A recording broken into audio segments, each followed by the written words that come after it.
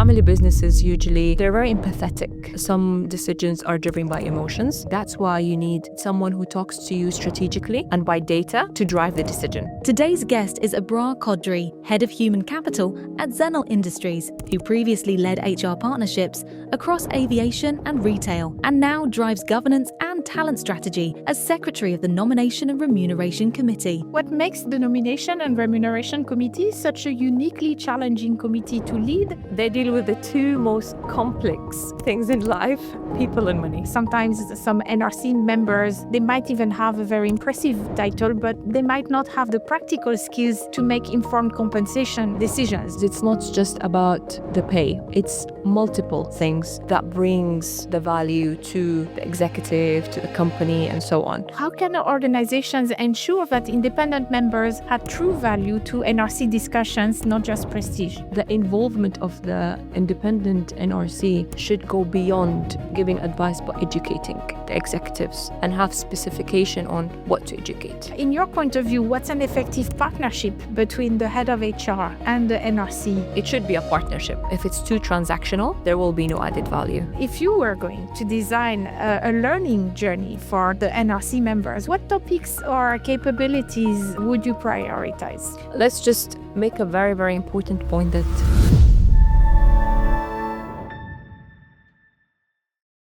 Okay, so let's move on a little bit and let's talk about the compensation of the board and the committee members. So do you think that this is a sensitive topic? Does it still remain a sensitive topic? Very. And misunderstood? And why is that? I think it's the culture, Sandrine. I'm not sure about beyond GCC, but it's the culture that we have. People usually is shy about asking, asking about how much will it cost, and they usually do it through I'm supporting, Yes. I'm doing, I'm adding a value somewhere, and so compensation is not something that, honestly, I haven't seen a standardization. From my experience, humble experience, but it's based on practices that the company has. I think it's still driven by culture, then practice, what's in the market, how can we drive it better? Yeah.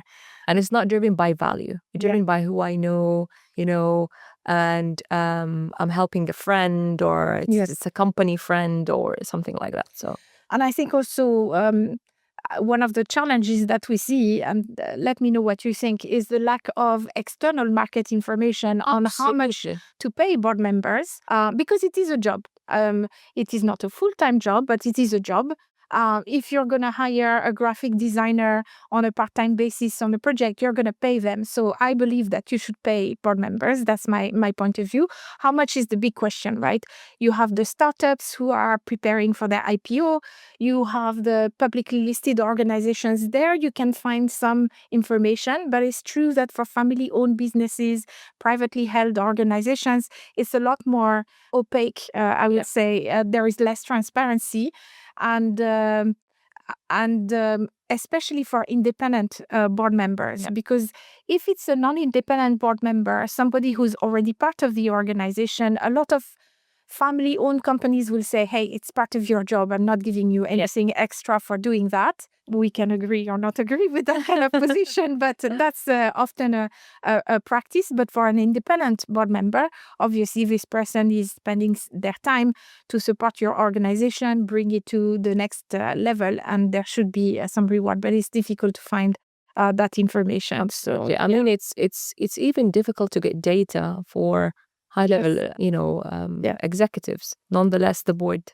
So yes. I think that's the big challenge in the GCC. I mean, if we have some of our audience who's based in Europe or in the USA, obviously they have a very, very different background. They have access to much more information than we do here in the region. So we're still a little bit less mature from that standpoint, I would say, in this region. And I think it's important for each company to try and do the best that they can in order to do that. However, so how can a company try to navigate this kind of background and this cultural kind of sensitivity as well of not wanting to talk about money so much. It's true. The GCC culture is very different from America, for example, where they very happy to say, I made so many millions this year, while still being fair and transparent. So what would you say can companies try to do in order to navigate that? There's different ways. I think start practicing, to be honest, in surveys. That's number one, the simplest. So basically just understanding the why behind the numbers is very, very important as a starting point. Again, everything is maturing, everything is developing and evolving. And I think, Sandrine, I don't know, this is something I always think of. We need to have more communities together, talking to each other. There are some establishment in that field, but I think we need more of that, to be honest. We need people to talk to each other and share information, share insights. So we could drive better outcome. I agree. I think community is very important, especially when you're starting to evolve, and there are more boards also. Let's remember, and especially in the GCC, right? We used to have a culture where most of the organizations were either government-driven or family-driven. Yes. And now we have companies that went through IPO. We have these semi-gov entities that are like managed like multinationals, but still funded by the government originally. So they are some kind of hybrid in terms of managerial style and so on. And before, because things were maybe more centered on each company individually, there was no need for such communication. But now that we move into a more mature environment, I believe that those communities are going to help. There are, as you were saying, communities that exist. There are some training centers that exist for that. I think it's a good first step. I also believe that when you formalize everything all the time, you don't necessarily get all the same kind of information that you would get in a more spontaneous type of environment. So now I also don't really see board members engaging all the time in a WhatsApp community, for example. I don't think that would work. But I think we can try to think of ways to have more conversations. And that's why I'm glad we're doing this podcast, because I think it's part of continuing that conversation. Also, Sandrine, one of the things from sector to sector, challenges differ. Yes. Family businesses in healthcare or in education or whatever it is, logistics, yes, it's different. Yes. So even having those communities by sector would be great. Yeah. All right. So let's move on to a little bit in the relationship between the NRC and the CHRO. In your point of view, what's an effective partnership between the head of HR and the NRC in practice? It should be a partnership, basically. Yeah. It shouldn't be top down. It should be understanding what's the challenges in the company. The NRC member should really understand what is making human capital asleep at night. Yes. So if it's too transactional, there will be no added value, but maybe frustration. Yes. But I'd love to know from your experience as well. Yeah, I think for me, first of all, when I was still in the corporate HR, I was my first time that I fully interacted with a board was with Majid Al Futtaim many years ago, and they had an independent advisor. And I very quickly was able to establish a great relationship with him, where I was presenting to him what we were planning to present to the NRC as the management team. And he would tell me his feedback. I sometimes took into account some of that feedback to make some amendments, because he was really experienced in compensation and benefits. And he would tell me, I will advise the board to vote yes or to vote no on this recommendation that you are making. So we were not going in blind. It was much more collaborative.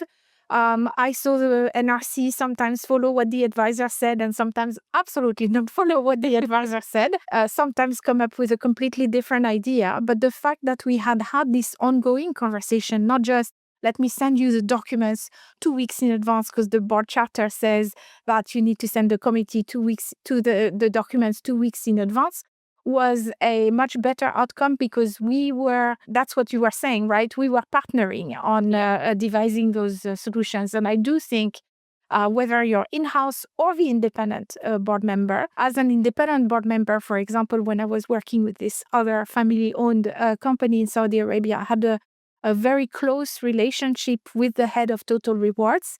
I was working as well with the head of HR, but I had one like more technical one with the head of total rewards. And that helped me to drive maybe the questions we would ask during the NRC meeting, because I was the only NRC board member who had a proper experience in compensation and benefits. The other independent board member was more of an HR generalist, and the rest of the committee members were in the company, family, friends, and so on. And so I felt that my role was to guide their thinking in a soft way, for them to understand what the consequences of implementing this aspect or that aspect would be. So it's truly this kind of one-to-one relationship and partnership is very, very important. And so I agree 100% with you. And so I guess that kind of ties, because I did just give those examples where two family-held organizations, you work in a family-owned organization. How do you think that NRC and board governance dynamics are different in family or privately held groups compared to listed entities? A very interesting question. So it's different because family businesses usually, they're very empathetic. Usually some decisions are driven by emotions, which is a plus sometimes. But balancing between objectivity, strategically decisions, and empathy could be challenging sometimes. It drives certain outcomes, and sometimes it's actually the outcome is even better than what you think. Yes. But this is one of the major challenges. And also, Sandrine, you discuss family employees, you discuss the members who they know and go out with and socialize with. So it becomes more challenging. That's why you need an objective sound. You need someone who talks to you strategically and by data to drive the decision, to keep the emotions away or the shyness or the embarrassments.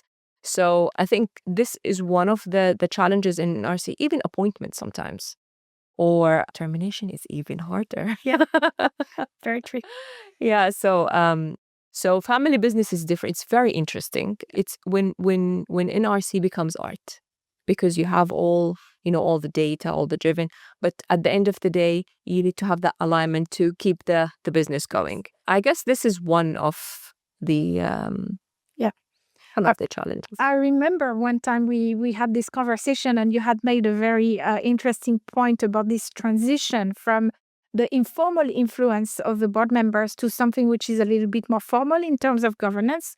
And especially for family-held organizations, it's a journey, because it's difficult sometimes for family members to agree that there should be rules and to kind of let go a little bit, to moving to this kind of less, I own the company or I represent the owners of this company, and towards a more like professional, emotionless, as you were mentioning, type of governance. So this is often a challenge. And I think as well, for me, what I've seen is also in the family-owned organizations, this transition between the generations is a sensitive period as well. Absolutely. But it's where the opportunities lays, right? It's any challenge you have, it's where you can make a change and you can make it to something better. Yeah. So it's basically, if you see it this way, then you can enjoy it and really make the difference. Yes, and those transitions of the generations, they come with a lot of pitfalls, but also opportunities, as you were saying. Another type of transition that I see is the company that was family held, and then where you get an external investment by your private equity, or that was publicly listed and moves back to private equity. Private equity backed organizations, in my experience, and I haven't worked only with those, but tend to be much more, let's say, cost control focused, and they want to extract value very, very quickly. And so often it creates, let's be honest, a little bit of tension or misunderstanding between maybe the values of the organization as it used to be, and now having its new shareholder who is pushing a different agenda. It's a tension to transform that into fully an opportunity and not just, let's say, a challenge in the maybe not so nice term of the word. Okay, now if you were going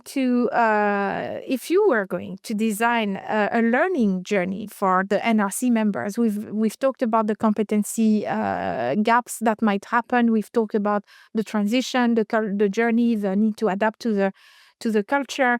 What topics or capabilities would you prioritize? Well, let's just make a very, very important point that people who are members in boards and committees, they don't have much time. So you need to have something very focused. You can't have them really study compensation and the mechanism of the compensation, but modern total reward, I would say. How to read data, how to read benchmarking, because this is one of the challenges that I personally face sometimes. Not to interpret, how to make them understand the data. So this is a very, very important point or learning. And Sandrine, there's something else as well. It's not just about the NRC members, but the board members. Because NRC talks to boards. Yes. So it's very important that the board is as, educated or have that background as much as the NRC members, as much as the, human capital, as much as the CEO and the leaders and so on. So it's top-down approach. Yes. So another thing also, pay for performance. What is the value?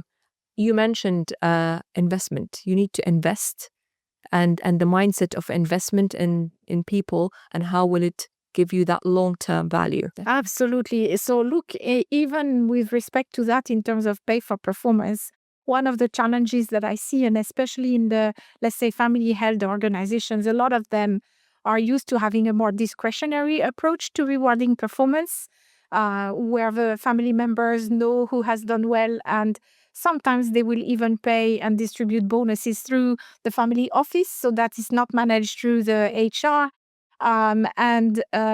I am often asked to design long-term incentive plans and so on. And often what I do is I offer two different approaches. I offer the one that the company is asking me for, but very often I know that once they will understand how it works, they will go like, oh, that's a lot of money. Yes. And so I propose often an alternative, which is maybe a little bit more conservative, because very often organizations are not always ready to see, in case of success, what the multipliers are going to be and how much money it is really going to represent.